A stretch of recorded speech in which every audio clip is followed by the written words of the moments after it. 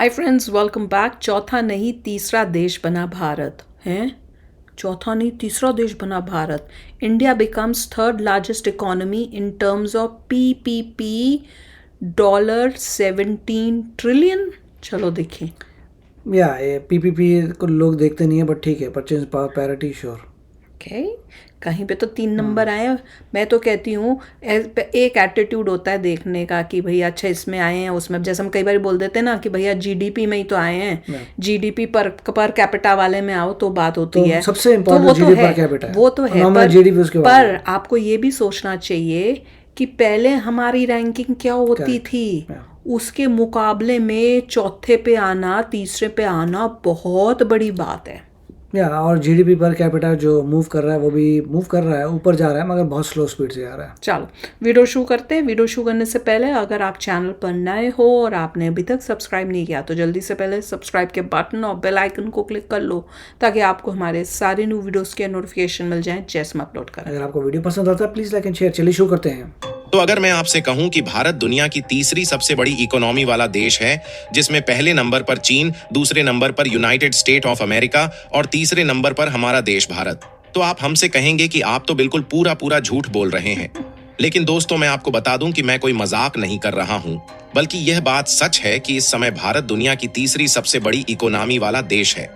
लेकिन जानबूझकर भारत की इकोनॉमी को कम आंक करके दिखाया जाता है, जिससे आज भारत की इकोनॉमी चौथे नंबर पर देखने की मिलती है।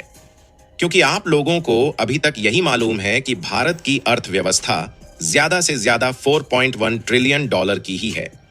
लेकिन हाल ही में नीति आयोग ने इस बात को बताया कि एक्चुअल में ऐसा नहीं है। भारत इकोनॉमी को जानबूझकर कम करके दिखाया जाता है। लेकिन जब पीपीपी के टर्म में देखा जाए तो एक्चुअल में अमेरिका की इकोनॉमी जितनी है उसके आधे से भी ज्यादा, करीब 15 ट्रिलियन की इंडियन इकोनॉमी देखने को मिलती है।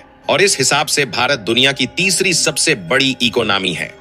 लेकिन सवाल उठता है कि जब भारत की इकोनॉमी वाकई में दुनिया की तीसरी सबसे बड़ी इकोनॉमी है और उसका साइज $15 ट्रिलियन है, तो क्या भारत की इकोनॉमी को इसीलिए कम करके दिखाया जाता है कि हमेशा भारत पीछे रहे, या फिर इसका कोई और बड़ा कारण है? तो चलिए यह सब जानकारी को बेहद ही आसान शब्दों में समझते हैं।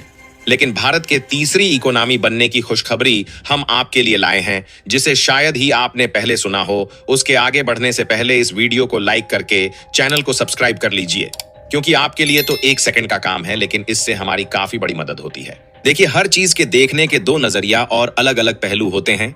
उसी तरीके से किसी देश की इकोनॉमी को देखने का भी 2 नजरिया है।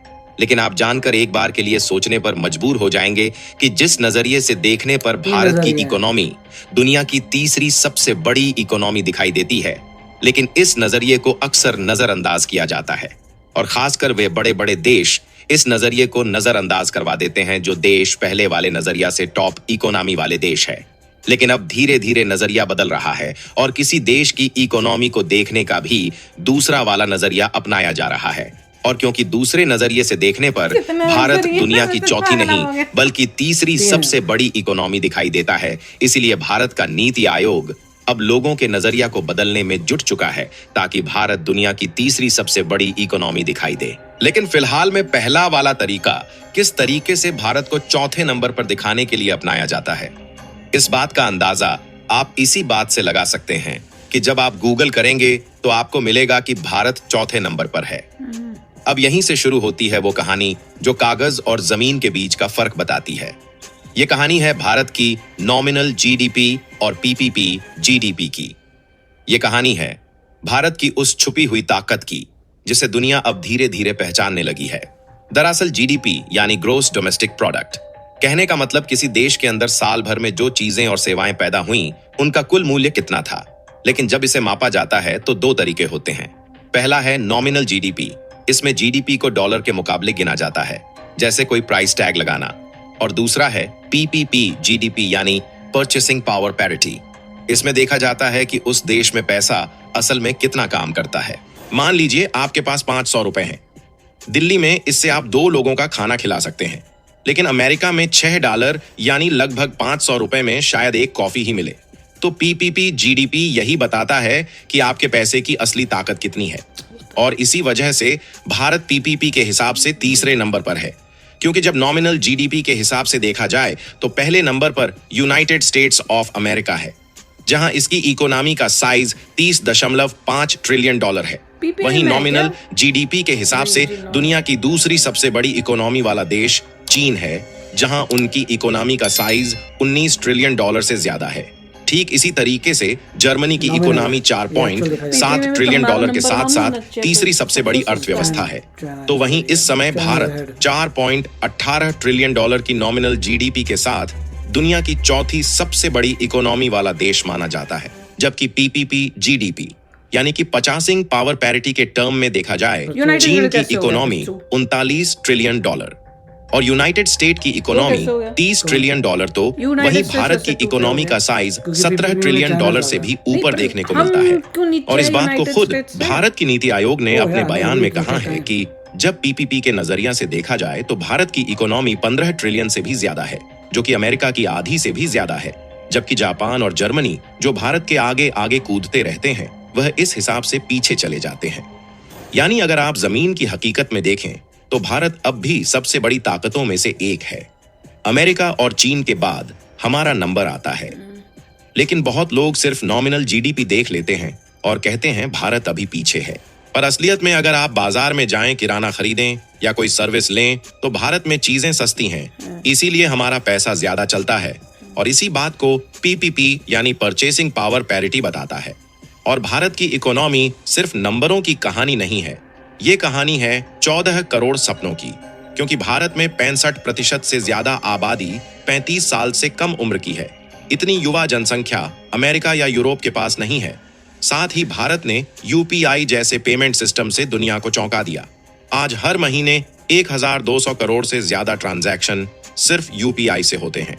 अफ्रीका, मध्य एशिया और अब यूरोप के कई देश भारत से यूपीआई टेक्नोलॉजी लेने की कोशिश में हैं। हम नहीं देंगे। इसके अलावा सर्विस सेक्टर में भी हमारा दबदबा है। आईटी, हेल्थ केयर, टेलीकॉम में भारत आज दुनिया का बैकबोन बन चुका है। इन्फोसिस, टीसीएस, वाइप्रो जैसी कंपनियां अब अमेरिकी कंपनियों को टेक्नोलॉजी मुहैया करा रही हैं, जिसमें मेक इन इंडिया और माई हुआ मैन्युफैक्चरिंग की तो बात ही अलग है, क्योंकि भारत अब मोबाइल से लेकर सेमीकंडक्टर, इलेक्ट्रिक गाड़ियां और यहां तक कि फाइटर जेट्स भी बना रहा है। हाल ही में एप्पल ने भारत में अपने आईफोन बनाना भी शुरू किया। अब सवाल आता है कि अगर भारत इतना ताकतवर है तो फिर नॉमिनल जीडीपी में पीछे क्यों पड़े हैं? तो आमतौर पर इसके दो कारण है। पहली बात कि रुपये की वैल्यू डॉलर से कम है, जहां 85 रुपये के बराबर $1 होता है।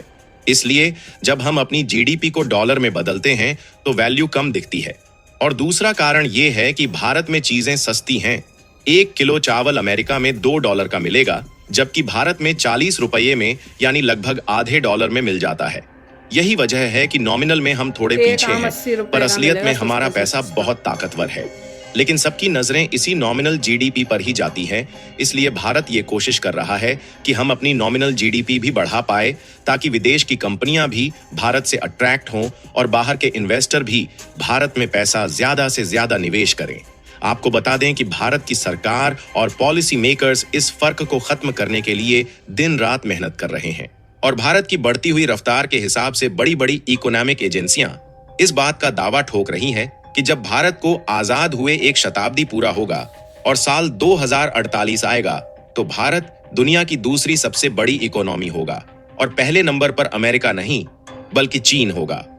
बाकी अगर आप लोग भारत को 3rd लार्जेस्ट इकोनॉमी मानते हैं तो कमेंट बॉक्स में इस बात को मेंशन जरूर करें और इस वीडियो को लाइक करके अपने मित्रों तक शेयर जरूर करें। मेरे को ये बात बताओ कि पीपीपी में जो है, जब हमारे यहाँ पे खाना सस्ता है, हर चीज़ हमारे यहाँ पे मतलब इंडिया में जो है चीज़ें सस्ती हैं, तो यूएसए सेकंड नंबर पे कैसे है और हम क्योंकि थर्ड पे क्यों हैं? यूएसए का नॉमिनल बहुत ज़्यादा है, तो आप जो भी नहीं, पर वो conversion तो करते हैं पीपीपी में देख रहे हैं ना, तो पीपीपी में कन्वर्ट कैसे? करते हैं। There is a conversion that you can do from nominal GDP to PPP, और उसके अकॉर्डिंग जो भी है इवन देन जो है ये है करेक्ट।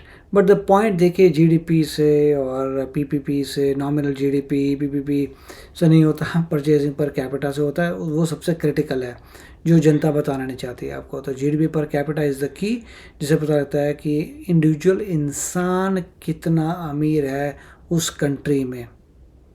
बट यस मैं भी पर्सनली उसी को फील जीडीपी करती फर्क तो पड़ता है कि आप बोल सकते हैं कि पूरी country as a collective 1.4 billion people कितना जनरेट करते हैं, yes it is pretty high, but per person it is very less. चलो अभी हम धीरे धीरे ऊपर हो रहे हैं, but वो ये भी धीरे-धीरे बेटर होगा। ऊपर हो रहा है। देख तो रो कहाँ से शुरू किया था हमने और कहाँ पहुंच गए हैं, वो भी तो देखो। आज़ादी से आज़ादी जब मिली तब कहाँ थे और अब नंबर 4 नंबर 3 पे पहुंच गए हैं, तो कितना कमाल है। अब वो अगली सोचो। जंप करने में काफी समय लगेगा कोई ना, कर क्योंकि लेंगे। चाइना जो है मिनिमम 5 टाइम्स हो आगे जाएगा, है। वो नीचे जाएगा, हम ऊपर जाएंगे, देखते जाना।